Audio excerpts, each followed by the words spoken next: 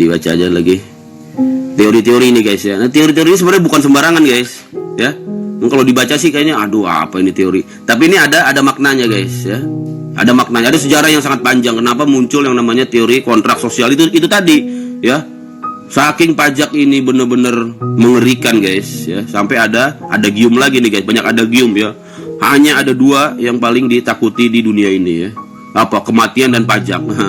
Maka timbullah teori perjanjian masyarakat ya, le kontrak sosial oleh Rousseau ya pada tahun, nah ini revolusi Prancis guys ya, 1712 ya. Penguasa di mana di sini pajak itu menjadi sebuah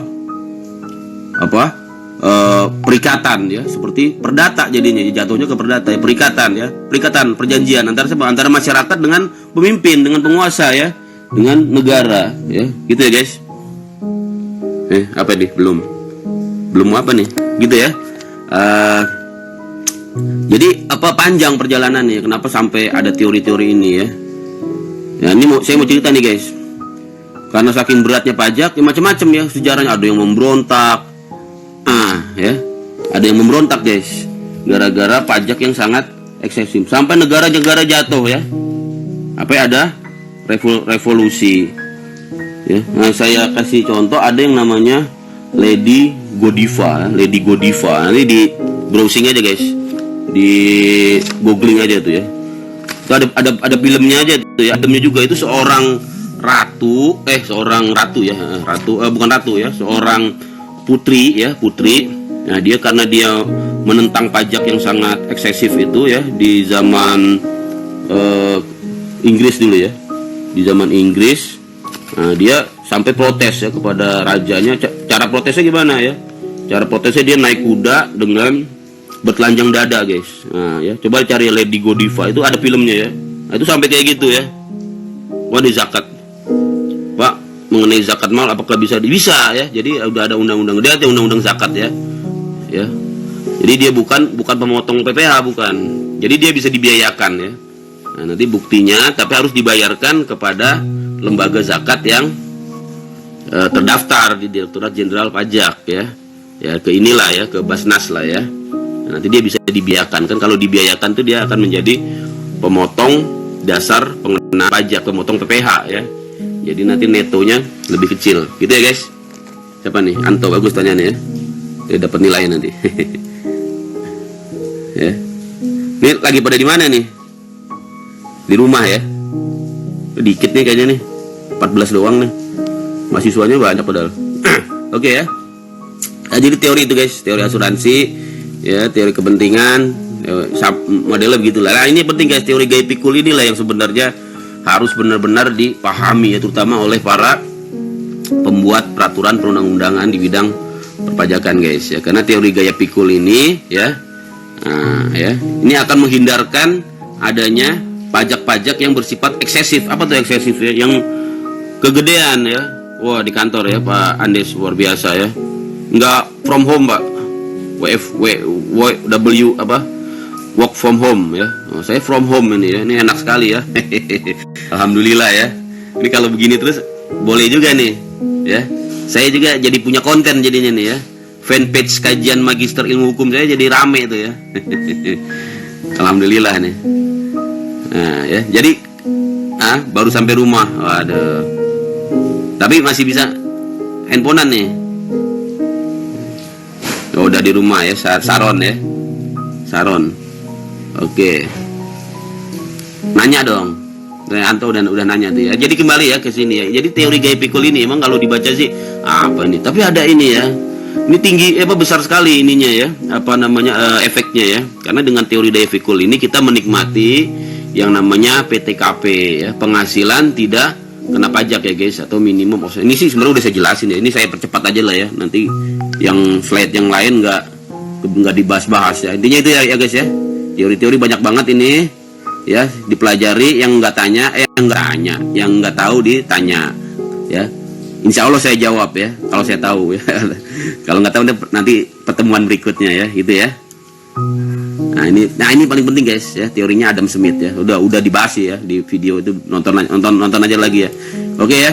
yurisdiksi ya. 3 asas ini ya, domisili, sumber, dan kebangsaan yang menyebabkan timbulnya pajak berganda. Nah, nanti akan kita bahas ya pajak internasional besok kali ya. Kalau sekarang tadi slide yang 2 itu lagi ya. Oke guys. Baik. Ini sih kayaknya udah ya. Jadi intinya slide yang ini masalah teori dan teori ya. Teori dan asas ya. Teori dan asas. Teori asuransi, kepentingan gaya pikul dan seterusnya. Asas ini ya. Domisili, asas sumber, dan asas kebangsaan. Oke. Terus kita ke slide berikutnya. Nah ini ya. Ini juga udah ada ya. Apa namanya, videonya ya. Videonya ditonton aja. Pak, kenapa kita harus lapor? Nah ini jarang yang ini ya. Saya juga bingung awalnya ya. Ketika belum belajar pajak, ini kita udah bayar. Kenapa sih nggak kita aja yang dilaporin gitu ya? Kenapa sih kantor pajak nggak bikin catatan ya? Kita kan bayar di sini, bayar di sono ya kan, dipotong di sini, dipotong di sana gitu ya. Nanti orang pajak dah ya datang ke kita. Nih Pak, laporan pajak-pajak yang udah Bapak bayar gitu ya. Tapi ternyata gini guys ya. Kenapa kita harus lapor padahal kita sudah bayar? Ini sebenarnya buat kepentingan kita. Nanti kita akan paham guys yang namanya apa? Memperhitungkan pajak itu ya. Karena dari kita melapor itu nanti akan ketahuan, siapa tahu kita ada yang kurang bayar atau ada yang lebih bayar gitu guys. Misalnya kita karyawan tadi ya. Karyawan kan. Kita udah dipotong nih sama bendaharawan nih. PPh ya pasal 21 tiap bulan ya dipotong ya, jebret ya. Karyawan bendaharawan main potong-potong aja tuh kan. Tahu-tahu gaji kita udah berkurang aja kan. Nah, itu kita hitung guys ya. Kita hitung, kita lihat PTKP kita berapa, penghasilan tidak kena pajak. Wah, salah nih bendaharawan. Nah, kita bisa minta pengembalian ya. Kita bisa minta pengembalian.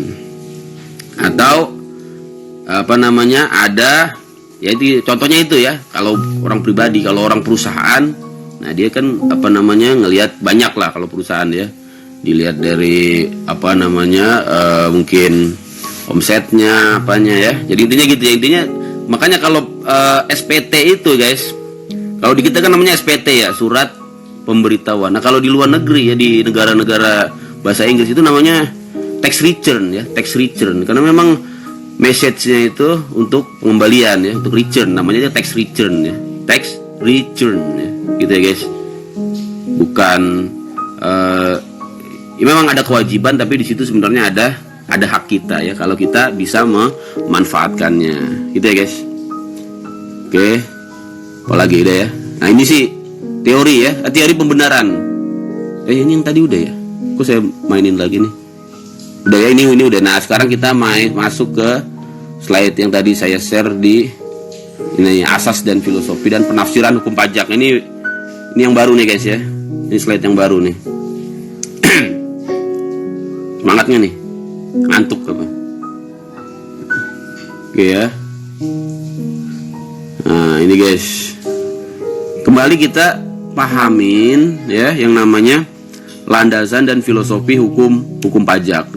Nah ini sudah ada ya, jadi ini kita bahas tentang asas-asas di dalam penyusunan undang-undang perpajakan ya.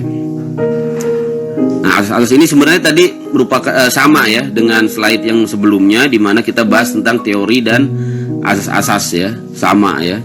Nah tapi ini kemudian kita lihat ini sudah lebih konkret lagi ya. Jadi kalau kita lihat asas-asas itu sesuatu yang sudah lebih konkret, artinya sudah lebih implementatif ya kalau asas ini. Kalau teori kan masih bersifat abstrak ya, sesuatu yang masih bersifat abstrak ya. Pak, kalau perusahaan asing mengadakan kontrak dengan perusahaan asing hanya cukup melampirkan GD1 dan surat domisili sebagai ganti PPh agar tidak double pajak. Intinya gini ya, pajak double itu kan gini guys. Apabila ada dua negara ya, ada dua negara ya, ada dua negara ya kan, apa namanya yang memajaki satu objek yang sama gitu ya. Nah terkait dengan perusahaan asing ini memang bisa ya, memang bisa. Makanya harus dilihat lagi tadi dari tax treaty-nya guys ya, Purnama ini dilihat dari tax treaty. Misalnya Indonesia dengan Amerika, di situ harus dilihat ya